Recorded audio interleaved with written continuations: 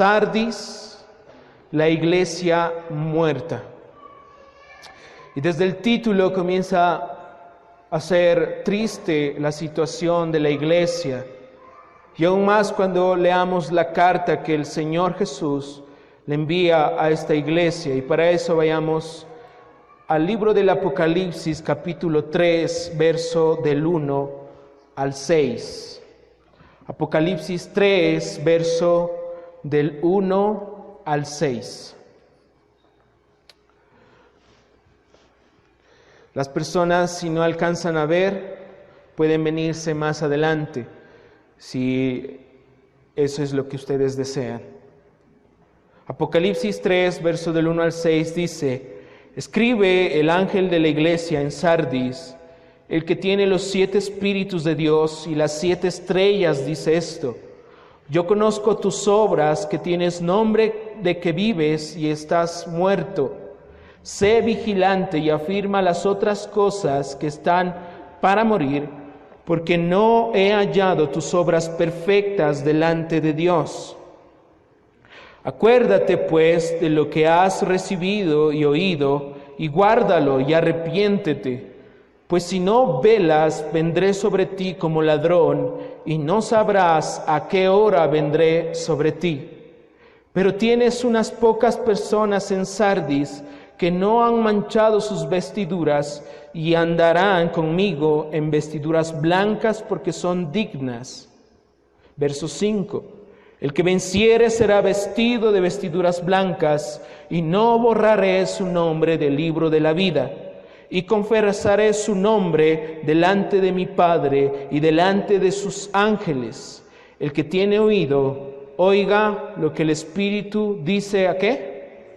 A las iglesias. Muy bien, vamos a empezar en esta noche.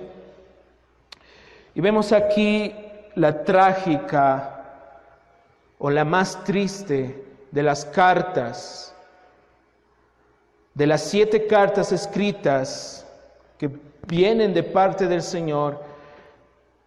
A Sardis le llega la carta más triste, porque es una carta donde el Señor lo confronta como muerto. Los científicos lo han hecho como años luz. Un año luz es la distancia que recorre la luz de un punto a otro a más de 300,000 kilómetros por segundo. Así que si una estrella se encuentra a 30 años luz de nuestro planeta y hubiera explotado y desaparecido, hace 5 años esta estrella hubiese explotado, no podríamos decirlo desde la Tierra. Hasta los próximos 25 años, aunque esta estrella ya no existe, la luz de esa estrella seguirá brillando como si nada hubiera pasado. Entonces, cuando pasen 25 años, ahí apenas nos daríamos cuenta de que esa estrella había explotado. Y esa es la condición de muchas iglesias hoy en día, que brillan y que fueron el reflejo de su pasado. Pero las tinieblas espirituales de las falsas enseñanzas o falsas doctrinas y la vida de pecado que ellos se permitieron, ¿sí?, extinguieron su luz como una estrella. La iglesia Sardis era una de ellas. Tenía reputación de estar viva, se lo dijo el Señor, pero estaba ¿qué? Muerta. De todas las cartas de estas 7 iglesias, la de Sardis es la más triste, porque se podría llamarla o se la apodaba la primera iglesia de las cizañas. Era una iglesia dominada por el pecado, la incredulidad, la falsa doctrina, como la higuera que no daba fruto en la historia de Jesús, la cual el Señor la maldijo y la cortó y se secó. ¿Se acuerdan? Asimismo era Sardis, una iglesia que estaba muerta. La iglesia de Sardis estaba en el tiempo de Juan, o sea, al mismo tiempo del apóstol Juan, esta ciudad y esta iglesia existía, pero estaba muerta. o representa a las iglesias muertas del pasado y a las iglesias muertas de hoy en día. Es tristemente que la iglesia Sardis representa a las iglesias que están muertas hoy en día. Así que, hermanos, hoy vamos a ver cómo es muy triste ver cuando el Señor se presenta ante una iglesia y le dice: tú estás muerta. Así que vamos a desarrollar los mismos puntos que hemos visto antes, el escritor, la ciudad, etcétera, que ya hemos visto y ustedes lo saben. Y vamos primeramente con el escritor. Y para eso vamos al libro de Apocalipsis 3:1 y vamos a tomar la parte C. Dice: escribe al ángel de la iglesia en Sardis, el que tiene los 7 espíritus de Dios y las 7 estrellas, dice esto: yo conozco tus obras, que tienes nombre de que vives y estás muerto. Y nosotros hoy en esta noche vamos a tomar en este punto el que tiene los 7 espíritus de Dios y las 7 estrellas, dice esto. Muy bien. Entonces ahí podemos ver que la frase 7 espíritus, ¿sí?, que los vemos ahí y que ya lo vimos anteriormente, ¿se acuerdan? Los 7 espíritus no quiere decir que existan 7 Espíritus Santos, sino que primero puede ser la manifestación del Espíritu en sus 7 formas, y para eso vamos a Isaías 11:2. Isaías 11:2 y dice: reposará sobre él Espíritu de Jehová, primero, Espíritu de sabiduría, segundo, de inteligencia, tercero, Espíritu de consejo, cuarto, Espíritu de poder, quinto, Espíritu de conocimiento, sexto, y Espíritu de temor de Jehová, 7 espíritus, o las 7 manifestaciones del Espíritu Santo. Amén. Cuando hay un verdadero cristiano, tiene estas 7 manifestaciones. Por ejemplo, el temor al Señor.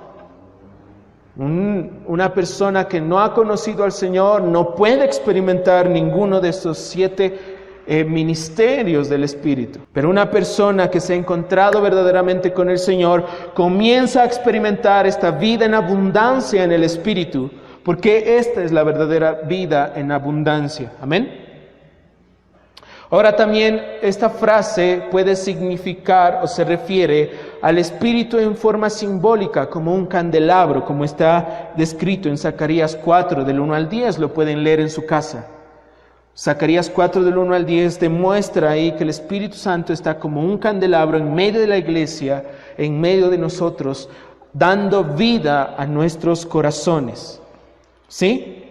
Así que Jesús, nuestro Señor, es representado en su iglesia por medio del Espíritu Santo. En otras palabras, le está diciendo a la iglesia en Sardis: esto es lo que te falta, el Espíritu. Si una iglesia no tiene el Espíritu Santo, está muerta, porque solo el Espíritu del Señor puede dar vida. Amén.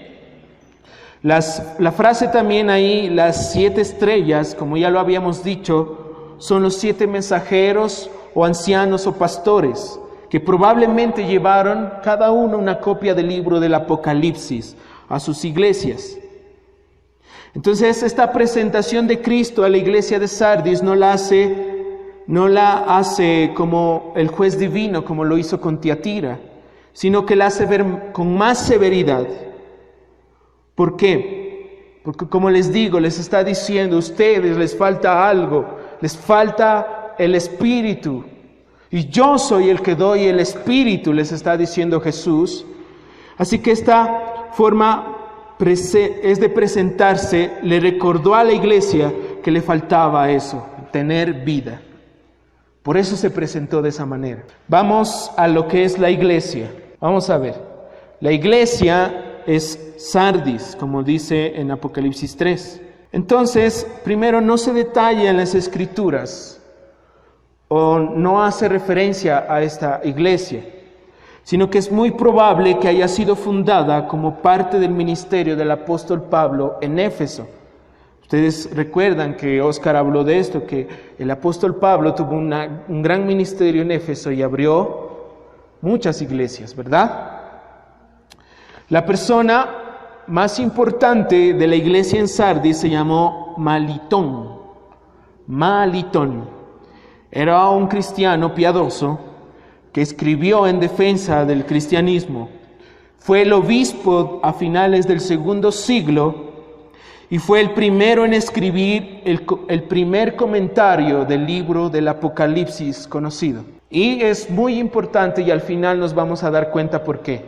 Porque es un hombre muy importante. La carta de Sardis no habla de persecución. Cuando leímos, no decía por ningún lado que había sido perseguido, ¿verdad? O había sido perseguida. Entonces esto nos hace hacer una pregunta. ¿Por qué en esta carta no habla de persecución? Entonces la pregunta es, ¿por qué se molestaría Satanás en perseguir a una iglesia muerta? La iglesia vivía una falsa doctrina, había falsos maestros y una forma de vida corrupta, o sea, estaba muerta, totalmente muerta. La ciudad, vamos a ver qué dice acerca de la ciudad. La ciudad se llama Sardis y dice que se fundó en el año de 1200 antes de Cristo.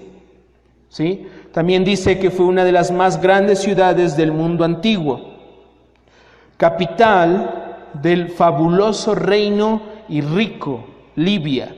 Era uno de los más famosos en ese tiempo y de mucho prestigio y de mucho poder y dinero.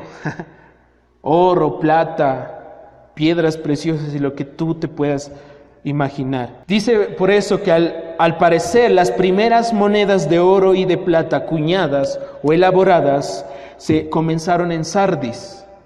O sea, Sardis fue la primera ciudad que tomó el oro y la hizo una moneda, y la plata y la hizo una moneda. También dice que fue una gran productora de lana. De hecho, en Sardis, dice, esta ciudad reclamaban ser la que inventó el cómo teñir la lana. O sea, eran expertos y era su oficio. Sí, también dice que en una colina del monte Etmolos, a 500 metros de altura sobre el nivel del valle que existía ahí, se encontraba Sardis. Sí, entonces su ubicación hacía que la ciudad fuera casi impenetrable. Así que eso en cuanto a la ciudad, al reproche. Vamos lo que dice Apocalipsis 3, 1d y 2b. Queda así, dice: yo conozco tus obras, que tienes nombre de que vives y estás ¿qué? Muerto, porque no he hallado tus obras perfectas delante de Dios. Bueno, si nosotros leemos esta porción, primeramente en la carta del Señor no detalla las obras a diferencia de otras iglesias. Si ustedes vuelven a leer lo que ya hemos estudiado, en Éfeso, ¿qué le dice? Tú pruebas a los que dicen ser apóstoles y no lo son, y haces esto y aquello, ¿verdad? Y luego le dice, pero tengo una cosa contra ti, y así a cada una de las iglesias, ¿verdad? Pero en este caso es tan severa la condición de esta iglesia que el Señor dice directo o va al grano. Dice, yo conozco tus obras, y hasta ahí. Que tienes nombre de que vives, pero que dice, estás muerto porque no ha hallado tus obras perfectas delante de Dios. Aunque ¿saben qué? Apariencia tenía la iglesia de que hacía obras excelentes. Ellos podían engañar a los hombres, pero jamás engañarían al omnisciente Jesús, nuestro Señor, que le dijo que estaba muerta. Mientras hombres pudieron haberle dicho, wow, es una iglesia hermosa, el Señor le dijo, estás muerta. ¿Sí? Y la muerte espiritual de esta iglesia y de muchas iglesias hoy en día tiene una causa fundamental, que es el pecado. Es la causa fundamental que tienen todas las iglesias que han muerto y las personas que han muerto. ¿Sí? Por eso en el Nuevo Testamento siempre esto está ligado. Así que vamos a Colosenses, capítulo 2, verso 13. ¿Qué nos dice Colosenses, capítulo 2, verso 13 acerca de esta condición? ¿Por qué estas iglesias han muerto? Y miren lo que dice el Señor. Dice, a vosotros estando muertos en pecados y en la incircuncisión de vuestra carne, os dio ¿qué? Vida juntamente con Él, perdonándoos todos los pecados. ¿Quién dio vida? El Señor, nuestro Dios. Él da vida a los corazones muertos. Él da vida a corazones que no tienen esperanza. Pero es lamentable ver hoy la condición de la iglesia tan deplorable, de ver que permiten el pecado, de ver que no hay confrontación del pecado, la cantidad de ministros. Pueden ser de alabanza, ministros aquí predicando, que viven una vida doble, hipócrita. Se suben con pecado a ministrar. Se suben con cosas horrendas en su corazón y predican cosas que ni siquiera han vivido o que ni siquiera conocen. O sea, son vidas dobles, hipócritas, que están predicando en la iglesia. Y la iglesia, lo peor de todo, es que lo permite. Por eso esas iglesias son muertas. Y me gusta, en el comentario de MacArthur, tomo una cita hoy. Y dice el comentarista, Pastor John, la iglesia en Sardis era como un museo, dice, en la que se exhibían animales disecados en su hábitat natural. Todo parece estar normal, pero nada está vivo. El pecado mató a la iglesia en Sardis. Imagínate, me gustó la comparación, porque si tú vas a un museo de animales disecados, ¿qué te vas a encontrar ahí?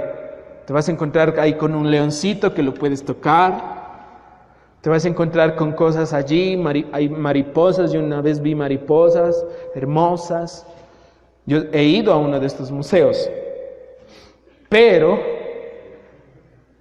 o sea, es terrible, porque de verdad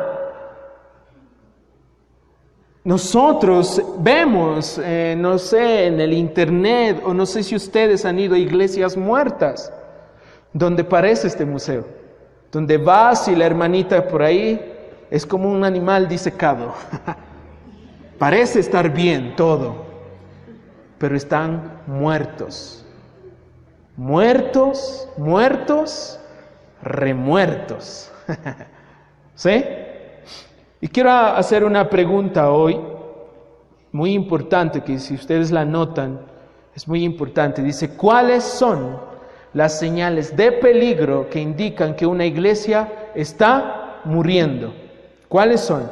Y hay varias señales que nos indican eso. ¿Sí? Vamos a la primera. Dice, cuando la iglesia está viviendo en su reputación pasada y no en la presente ni en la futura. Hay iglesias que dicen y hablan, cuán hermosas eran nuestras obras en el pasado. Cuántos coros grandes teníamos. Qué músicos tocaron en alabanza. Cuánta gente se llenaba ese lugar. Iglesias muertas que viven en el pasado. Y personas que viven en el pasado. Personas que dicen, ¿cómo quisiera volver cuando yo oraba horas de horas? Cuando yo leía la palabra de Dios y eso era una dulzura, ahora es como espinos y cardos mi vida. Personas que tal vez están muriendo y eso no debe ser así. Le doy gracias al Señor y puedo testificar delante de ustedes con toda seguridad, de verdad, que ya no vivo yo en nada del pasado. Hoy le doy gracias al Señor porque Él está conmigo y cada día que pasa es un día de gozo, donde yo lo puedo mirar, donde Él me habla, donde Él está conmigo y juntos compartimos una relación. Ahora no sé cómo esté tu vida, cada uno es testimonio de eso. Yo no sé si tú puedas decir lo mismo con toda seguridad. O vives en el pasado pensando en qué momentos viví con el Señor en el año de 1900. Porque así o estás muerto o nunca conociste al Señor o estás apagándote como las estrellas que explotan en el universo. De a poco, hasta que un día el Señor mismo te dice, tienes apariencia que estás vivo, pero realmente estás muerto. Así que esa es una de las señales. Vamos a ver otra. Dice, cuando está más preocupada por la belleza de la reunión que en la realidad espiritual. Están más preocupados porque las luces, porque el escenario, porque todo suene perfecto, la voz del principal como un ángel, pero nada les importa lo espiritual. Están como Marta, afanada, angustiada, y no como María a los pies del Señor.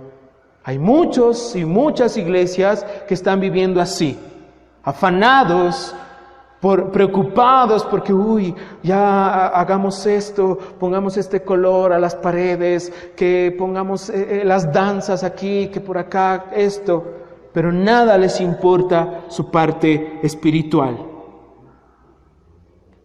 Amén. Vamos a otro. Dice, cuando se centran solo en remediar las enfermedades sociales, en vez de predicar el verdadero evangelio que da vida. Cuando están solo preocupados en que podemos hacer actividades aquí para ir a vestir al pobre, para dar al huérfano esto, al orfanatorio dar esto, al asilo de ancianos esto. Y hay iglesias que lo hacen y no quiere decir que no lo hagamos. Pero lo más importante y lo que muchas iglesias han olvidado es que en esos actos de caridad predicar el verdadero evangelio que da vida. ¿Sí? Eso es lo que muchas iglesias no lo hacen, y solo por la vanagloria de sus vidas. Otro es cuando se preocupa más por las cosas materiales que por las espirituales. Una iglesia preocupada por su templo o por otras cosas materiales más por las espirituales. Cuando les importa más lo que piensan los hombres que por lo que Dios dijo. Entonces, como un día predicaba Oscar aquí, Oscar Burbano, y decía, no prediquemos del adulterio, porque vino el gobernador, y él sí da ofrenda. Entonces, no, cambiemos el mensaje, tocó cambiar el mensaje. Hay iglesias que lo hacen así. Yo no sé si les contaba a ustedes ese testimonio de que un buen predicador fue a Alemania a predicar. Y cuando él ya tenía su bosquejo y listo para hablar, alguien le dijo, pastor, por favor, no predique de pornografía. Y el pastor asombrado le dice, ¿por qué? Porque aquí todos los pastores se acuestan viendo pornografía. Increíble. Él dejó, no predicó, se fue, huyó de ahí. Y con dolor en su corazón regresó, muy dolido de lo que había visto y oído. Y hay iglesias muertas que predican a la satisfacción del cliente, a lo que usted quiera. Desate, mijo, desate, vamos. Usted puede declarar, a ver, declare. Usted puede hacer esto, vamos. Iglesias muertas, remuertas. Vamos otra. Cuando están más enamorada de creencias doctrinales o de sus sistemas teológicos que que de la dulce y verdadera palabra de Dios. Hay iglesias que se centran tanto en su forma teológica, en la forma de dar un mensaje, se enamoran más de eso, que de verdad, que verdaderamente de esa hermosa y dulce palabra de Dios. ¿Sí? Ahora, esto no quiere decir que tú no tengas que estudiar teología o tengas que hacerlo. Hazlo. Tenemos que hacerlo. Pero que eso no sea nuestro ídolo en nuestro corazón. Que la dulce y verdadera palabra de cada mañana cuando tú estás con el Señor sea la que te enamore día tras día. Amén. Y también, cuando pierde la convicción de que cada palabra de la Biblia es la palabra de Dios misma, hay personas que comienzan a dudar. El Señor me prometió, el Señor dijo, hay esta promesa, ¿será? ¿Vendrá o no vendrá? ¿Habrá cielo o no? ¿Existirá Dios? Lo peor de todo. Comienzan a dudar de la palabra de Dios, de la veracidad de la palabra, y ahí la iglesia comienza a morir. Amén. Ahora, sin importar cuán grande sea la iglesia, lo hermoso de la música, sus luces, su show, o cuán elegante, elocuente, preparado o bien presentado sea su predicador, al haber dejado o negado la única fuente de vida espiritual, que es la palabra del Señor, esa iglesia está muerta. Hay iglesias grandes, llenas de personas, luces impresionantes, músicos profesionales, pero sin embargo están muertas, con doctrinas de demonios y falsas cosas que enseñan a la gente. Así que la congregación en Sardis hacía obras, pero aquellas obras las declaró el Señor que no eran perfectas delante de Él. No eran perfectas delante de Él. Obras suficientes para dar a la iglesia de Sardis una reputación enorme. ¿Sí? Obras que hacían que los hombres digan, ¡wow, qué iglesia! Pero solo eran movimientos sin sentido y sin vida de cuerpos muertos. Como un héroe se presenta Sansón, ¿verdad? Todos conocen la historia. Sansón, el magnífico, el grande, el poderoso Sansón, el fuerte Sansón, comienza su vida, comienza a derrotar a los filisteos con una fuerza espectacular que todos se admiran, todos dicen, wow, Sansón, tan grande. Pero un día no le importó nada llegar a los brazos de su amante. Se enamoró de una filistea, Dalila, y lo dio todo, sin importarle el Señor en lo absoluto.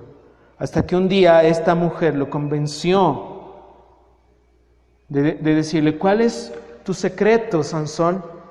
Y ella dijo, si me cortas el cabello, dejaré de ser fuerte. No le importó el Señor.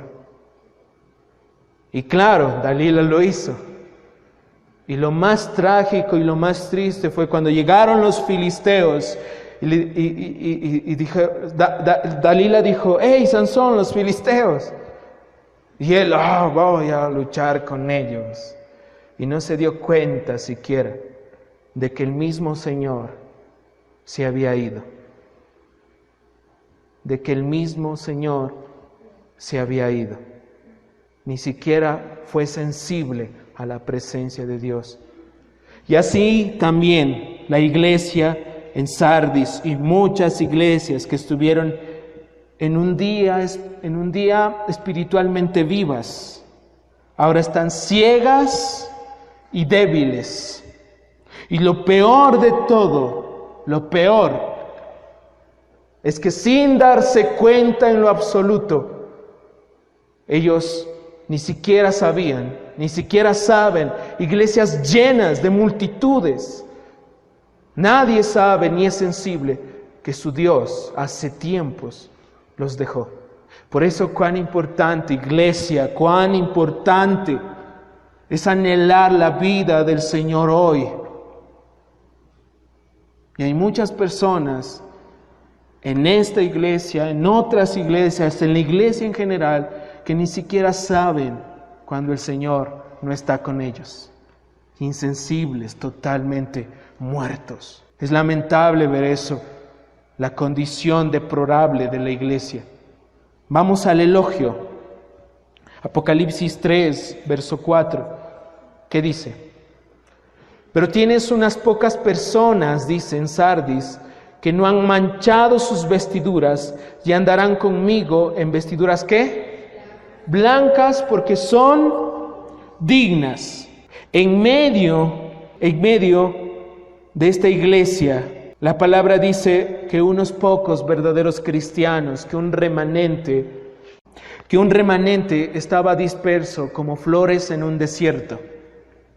Eran pocos los hombres que habían guardado sus vestiduras, pero no eran suficientes para cambiar la evaluación que Cristo hizo a esa iglesia. No eran suficientes para que Cristo cambiara de opinión. Él les dijo que estaban muertos. Era una iglesia muerta. El Señor cuida y persevera hasta el final siempre un remanente. Aún en la iglesia más apóstata que tú te puedes imaginar, hay 2 o 3 personas que se dan cuenta de la verdad y Dios los cuida. Y Dios los saca incluso de ahí. Y eso es hermoso. Por ejemplo, leamos Romanos 11, verso del 1 al 5. Romanos 11, verso del 1 al 5. Dice, pues, ¿has desechado Dios a su pueblo? En ninguna manera, porque también yo soy israelita de la descendencia de Abraham, de la tribu de Benjamín. ¿No ha desechado Dios a su pueblo, al cual desde antes conoció? ¿O no sabéis lo que dice de Elías la Escritura? ¿Cómo invoca a Dios contra Israel, diciendo, Señor, a tus profetas han dado muerte, y tus altares han derribado, y solo yo he quedado, y procuran matarme? Pero, ¿qué dice la divina respuesta del Señor? Me he reservado 7,000 hombres que no han doblado la rodilla delante de Baal. Así también aún en este tiempo ha quedado un remanente escogido por gracia. Amén. Hay un remanente en todas las iglesias, hay un remanente verdadero de cristianos verdaderos que se están levantando, que toman la palabra de Dios, que toman la presencia de Dios y van en busca de la gloria de Dios. Hay un remanente, aún en la iglesia más apóstata, hay un remanente. En la iglesia de Sardis había un remanente que se habían estado guardando. Había vivos entre muertos, humildes entre orgullosos, sinceros entre hipócritas. Eso es lo que había en Sardis y eso es lo que hay hoy en muchas iglesias. El Señor describe a este remanente como los que no han manchado sus vestiduras.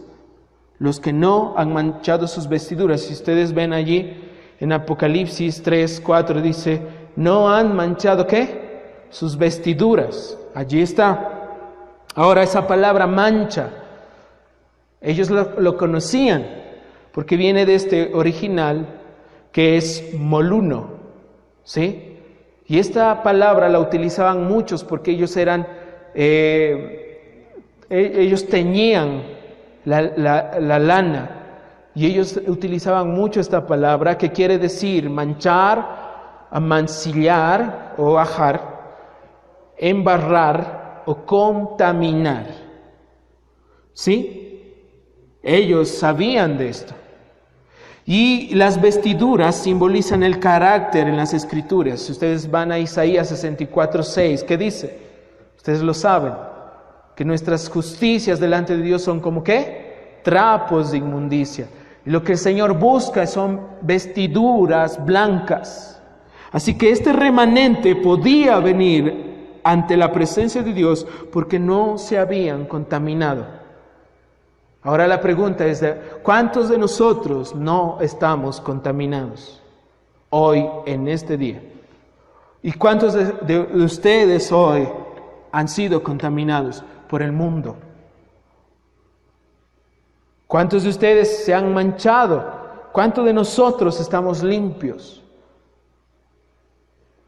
Porque solo, dice el Señor, ¿quién podrá subir al monte del Señor?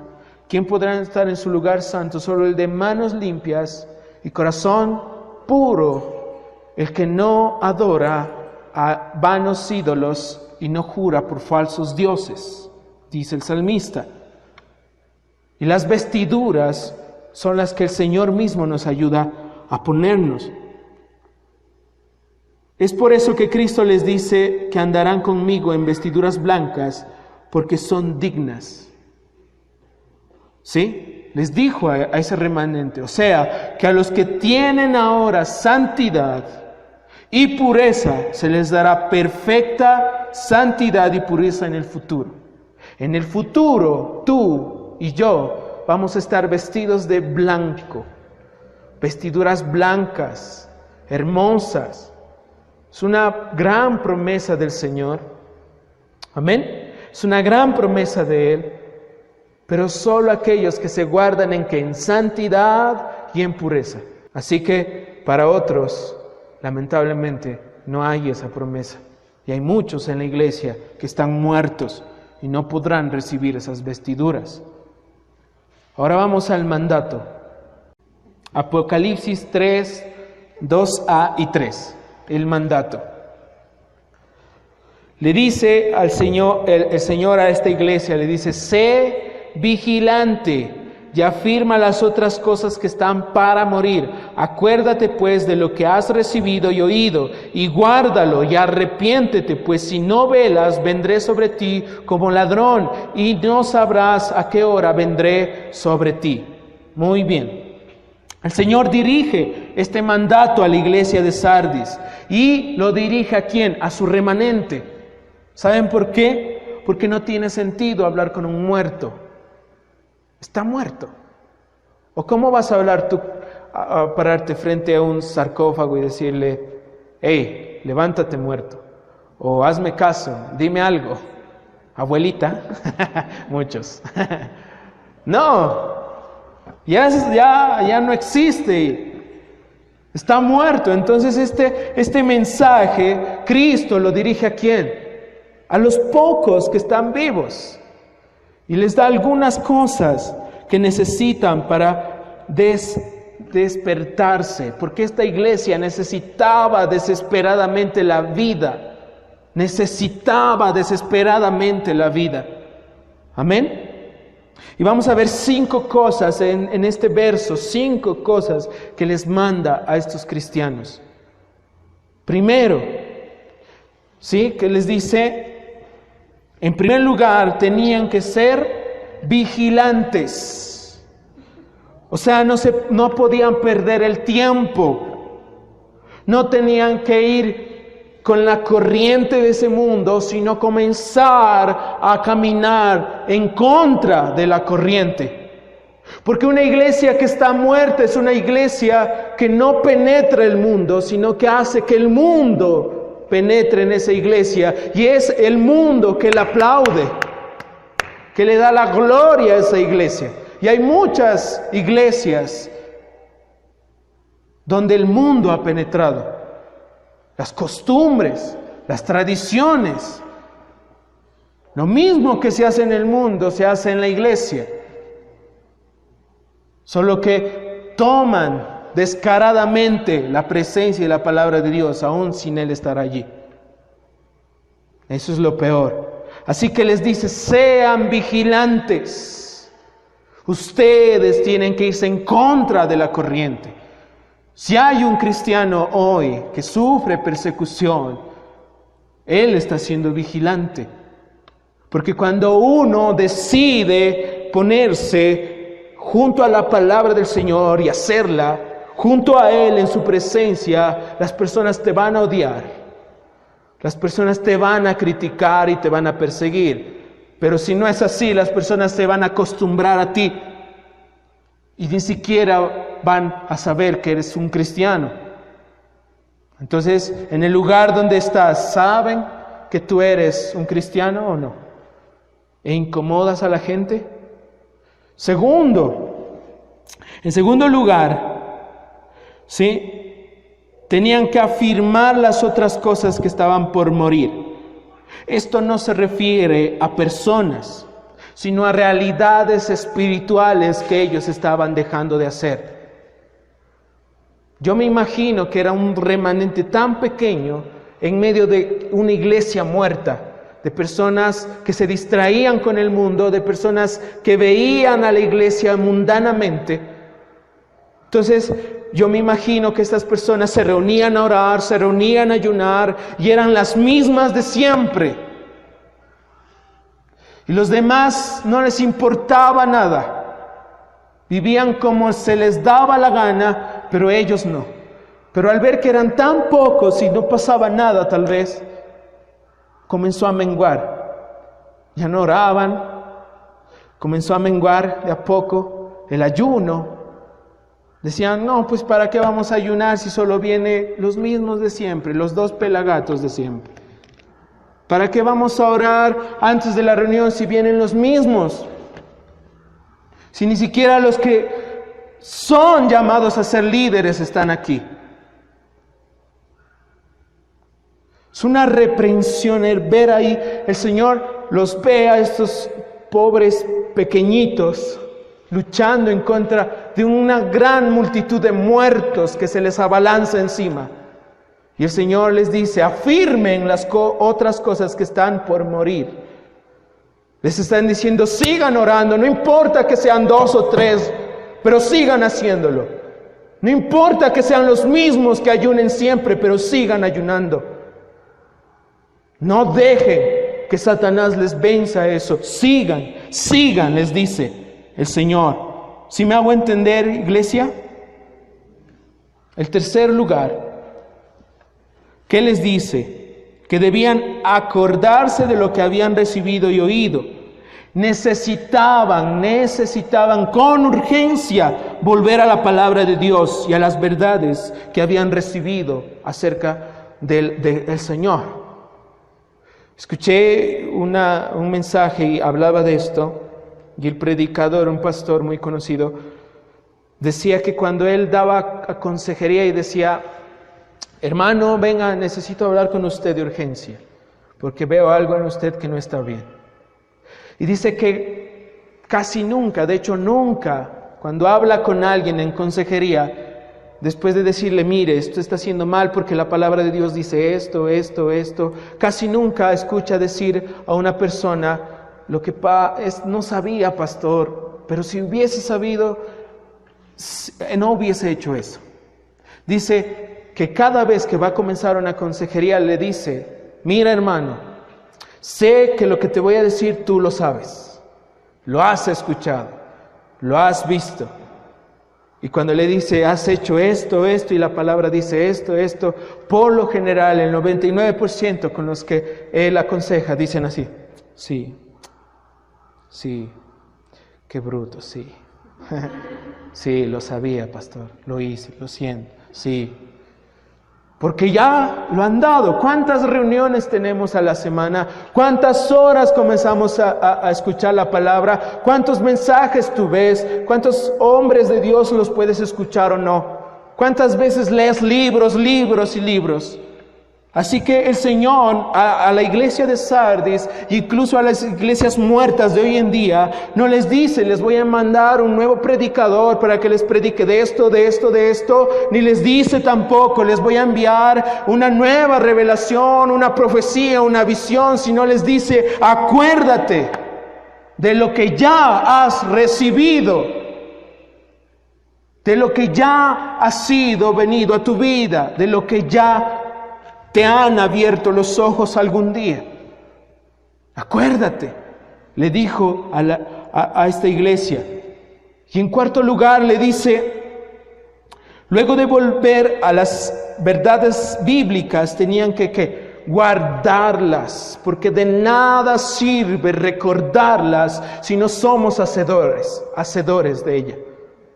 De nada sirve poner aquí a toda la iglesia en un concurso de memoria, dictando memóricamente cartas enteras, si en su vida nada de eso es evidente. Si no aplicamos en nuestras vidas diarias lo que la palabra dice, de nada sirve. Por eso el Señor les dice, deben acordarse de lo que han recibido, y no solo acordarse, sino hacerla. Amén. Y es como lo dice en Santiago. Vamos a Santiago capítulo 1, verso 22 al 24. Esto habla de esto. Es muy importante conocerlo. ¿Qué dice? Pero sed hacedores de la palabra y no tan solo oidores, engañándoos a vosotros mismos. Porque si alguno es oidor de la palabra, pero no hacedor de ella, este es semejante al hombre que se considera en un espejo su rostro natural. Porque él se considera a sí mismo y se va y luego olvida cómo era. Es como decir que tú te levantas en la mañana o que yo me levanto en la mañana y los pelos así, ¿sí? Y es como irse ahí de esa manera, verse en el espejo, pero irse. Y en el camino llegar, por ejemplo, al trabajo así, con la cabeza así, y olvidarse de que estás así. Pero el verso 25 dice, más el que mira atentamente en la perfecta ley, la de la libertad, y persevera en ella, no siendo oidor olvidadizo, sino hacedor de la obra, este será bienaventurado en lo que hace. La persona bienaventurada no somos ahorita ustedes y yo. Usted se transforma en un bienaventurado cuando ha escuchado este mensaje y va y lo hace. Bienaventurado no es el oidor, sino el hacedor. Entonces, ¿cuántos de aquí quieren ser bienaventurados? Pues practique la palabra. Practiquemos la palabra. Y no seamos olvidadizos. Yo recientemente predicaba en Chiles y les decía, hermanos, ¿qué vimos hace 15 días? Nadie se acordaba. Es lamentable ver eso, porque es una semilla que cae al lado del camino y Satanás llega, listo, apague. ¿Qué actitud vas a tomar hoy? Como lo digo siempre, ¿vas a mascar el chicle e irte? ¿O qué actitud vas a tomar?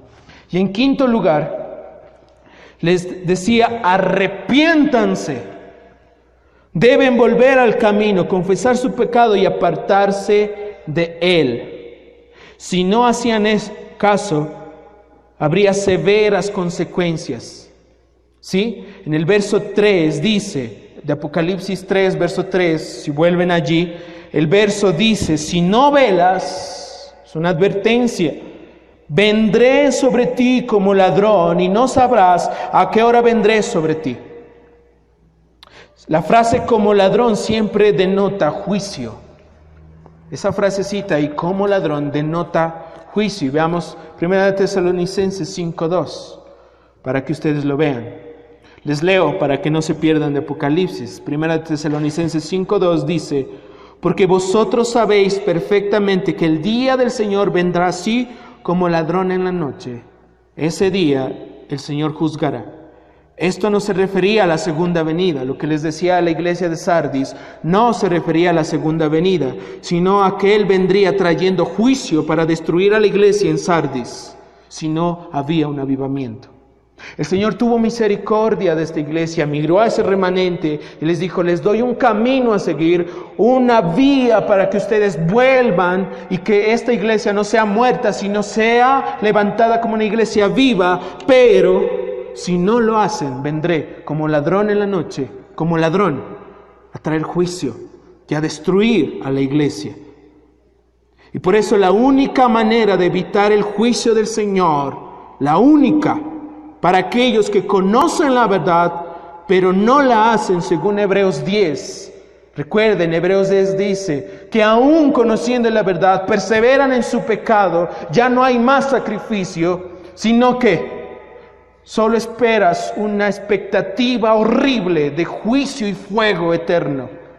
Porque aquel que pisotea la sangre del Cordero de Dios que quita el pecado del mundo, merece muerte. Y si tú conoces esa verdad y aún perseveras en tu pecado, arrepiéntete. Pues debemos andar en el camino de la verdad. Y un verdadero remanente ama al Señor y no lo sigue por miedo, sino por amor. Amén. Vamos al consejo, el último punto en esta noche. Apocalipsis, capítulo 3, verso 2a. O más bien ahí está mal también, perdón. Apocalipsis 3, 5 y 6. Muy bien. Dice: el que venciere será vestido de vestiduras blancas, y no borraré su nombre del libro de la vida, y confesaré su nombre delante de mi Padre y delante de sus ángeles. El que tiene oído, oiga lo que el Espíritu le dice a las iglesias. Como un estímulo, ¿sí?, para este remanente de Sardis y de todas las iglesias, el Señor promete a los cristianos verdaderos vestirlos de vestiduras blancas. Las vestiduras blancas en ese entonces eran para banquetes o ceremonias o momentos gratos. Y las vestiduras blancas que el Señor nos promete es para usarlas en las bodas del Cordero. Vamos a Apocalipsis 19, 7 y 9. ¿Qué dice más adelante? Apocalipsis capítulo 19, versos 7 y 9. Esto es algo hermoso y glorioso que te debe hacer suspirar realmente, porque miren lo que dice: gocémonos y alegrémonos y démosle la gloria, porque ha llegado las bodas del Cordero y su esposa se ha preparado, y ella se le ha conocido que se vista de lino fino, limpio y resplandeciente, porque el lino fino es las acciones justas de los santos. Y el ángel me dijo: escribe, bienaventurados los que son llamados a la cena de las bodas del Cordero. Y me dijo: estas son palabras verdaderas de Dios. ¿Cuántos lo creen? ¿Cuántos quieren estar en esas bodas del Cordero? Pues debemos seguir las verdades del Señor, perseverar hasta el final, como lo hicieron los de Esmirna. ¿Se acuerdan? La iglesia perseguida. Perseveraron hasta el final. Y nosotros tenemos esa gran promesa: un día vestirnos de blanco en las bodas del Cordero hermoso. Y al final de la carta, como el resto de las demás, termina con una exhortación. El que tiene oído, oiga lo que el Espíritu dice a las iglesias. Ellos tenían que oír. Necesitaban oír, porque era una iglesia muerta que necesitaba sobrevivir. ¿Sí? Necesitaban. Así que entonces debemos preguntarnos: ¿qué pasó con Sardis? ¿Verdad? ¿Llegó el avivamiento? No lo sé, dice. ¿Sí? ¿Qué pasó? Y según el comentario de John MacArthur, dice: el que un hombre como Melitón, ¿se acuerdan? Que al principio hablamos de este hombre, que era un escritor, defensor de los cristianos, escribió el primer comentario al libro del Apocalipsis, sirviera como obispo o pastor de Sardis varias décadas después que Juan escribió esta carta, hace pensar que al menos hubo algún avivamiento en Sardis. Que un hombre como él haya dirigido al final de la iglesia hizo o hace ver que ese remanente hizo caso a la voz del Señor. ¿Amén? ¿Sí? Entonces, iglesia, yo en esta noche quiero llevarlos a concluir algo muy importante. Y quiero que abramos nuestra Biblia para concluir, para que tú entiendas con todo tu corazón y con toda tu mente qué es lo que pasó contigo. Vamos a Efesios capítulo 2, verso del 1 al 6. ¿Y por qué hoy en esta noche vamos a interceder por un momento al Señor? Dice Efesios 2, verso del 1 al 6, dice, escuchen, yo quiero que todos lean esa palabra, que no se distraigan en este momento porque es algo impresionante. Dice, y Él, hablando del Señor, os dio vida a vosotros cuando estabais, ¿qué? Muertos en vuestros delitos y pecados, en los cuales anduviste en otro tiempo, siguiendo la corriente de este mundo, conforme al príncipe de la potestad del aire, el espíritu que ahora opera en los hijos de desobediencia. 3. Dice, entre los cuales también todos nosotros vivimos en otro tiempo, en los deseos de nuestra carne, haciendo la voluntad de la carne y los pensamientos, y éramos por naturaleza hijos de ira, lo mismo que los demás. Ahora presten atención a esta palabra, al verso 4. Es el verso que ha tocado mi vida y ha traspasado mi vida, porque ahí están las dos palabras más importantes de la Biblia. No encontrarás dos palabras más importantes ni en Génesis hasta el Apocalipsis. ¿Qué dice? Pero Dios, eso es lo más importante.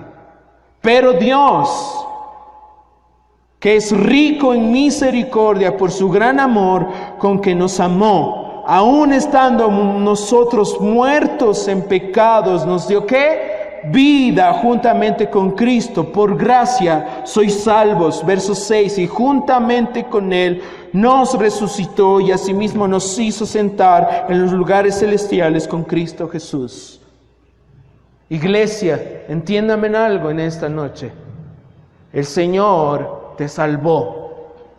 No fue un hombre, no fue una religión. Tú y yo estábamos muertos.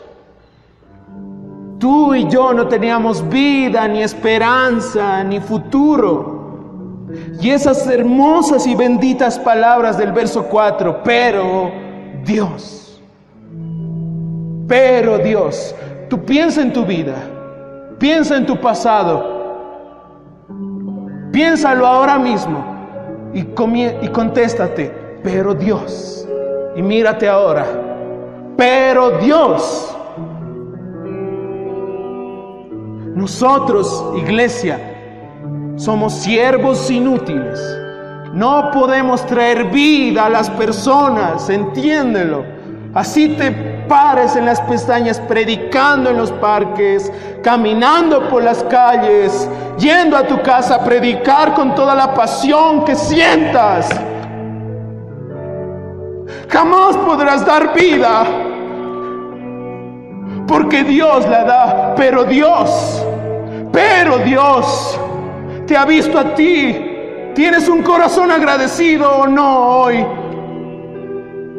Si de verdad has resucitado, entonces tienes que tener un corazón agradecido, porque Dios ha tenido misericordia contigo.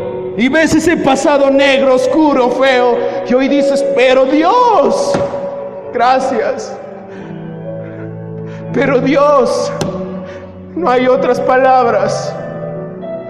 Si no fuera por Él, estuvieras muerto y yo muerto, perdido en nuestros delitos y pecados, muertos. Pero Dios, que esas palabras penetren en tu corazón.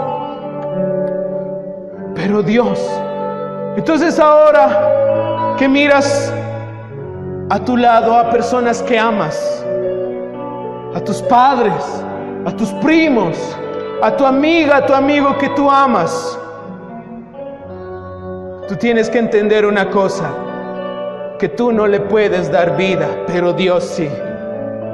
Entonces, ¿cuánta importancia tenemos que clamarle al Señor? Interceder por nuestros padres, interceder por nuestra familia que se pierde. Y tú y yo somos incapacitados. Duele en el corazón ver a gente muerta dentro de la iglesia, duele. Personas que vienen a este lugar y que no tienen ni un poco de sensibilidad. Un hermano tuyo tal vez, un ser querido que está a tu lado, que comparte tu vida, que está junto a ti. ¿Y tú qué haces? No puedes hacer nada, porque somos siervos inútiles. Pero Dios, Él sí puede salvarte. Él puede dar vida a una iglesia que estaba ya enterrada y dijo: yo le daré vida, y la sacó. Él te puede sacar del sepulcro a vestiduras blancas. Pero Dios puede salvar a esa persona que está en tu mente ahora, a esa persona que ahorita mismo la piensas. No tú, no una iglesia, no un pastor, no una reunión con luces bonitas y con un show maravilloso, no. Solo Dios te puede salvar. Que esas palabras jamás se les olviden. Pero Dios, aún que somos nosotros, sino basura, eso somos. Pero Dios tuvo misericordia contigo y dijo: yo te salvaré a ti. ¿No les parece eso hermoso? Si no les parece eso hermoso, entonces, ¿qué puede hacer el Señor? Ya no hay nada más. El Señor dijo: yo te di a Cristo, pero si tú ya no quieres, entonces ¿yo qué puedo hacer, hijo? Entiende la iglesia. Padres, ustedes piensen por sus hijos. Algún día ellos tienen esa decisión. Enfrentarán ese momento donde dirán: sí, Dios, te amo, o no, te rechazo y me voy por mi camino. No son ustedes, padres, es Dios. No somos nosotros líderes, es Dios. No es una iglesia, es Dios. Es Dios quien da la vida. Piensa en tus hijos, en tus hermanos, en tus padres, en esta ciudad que hoy está en sus placeres. Y piensa en Dios, de que Él es el capaz. Si el Señor no hubiese llegado, Lázaro no se hubiese levantado. Pero el Señor se levantó, o Lázaro se levantó, porque el Señor Jesús llegó. Amén.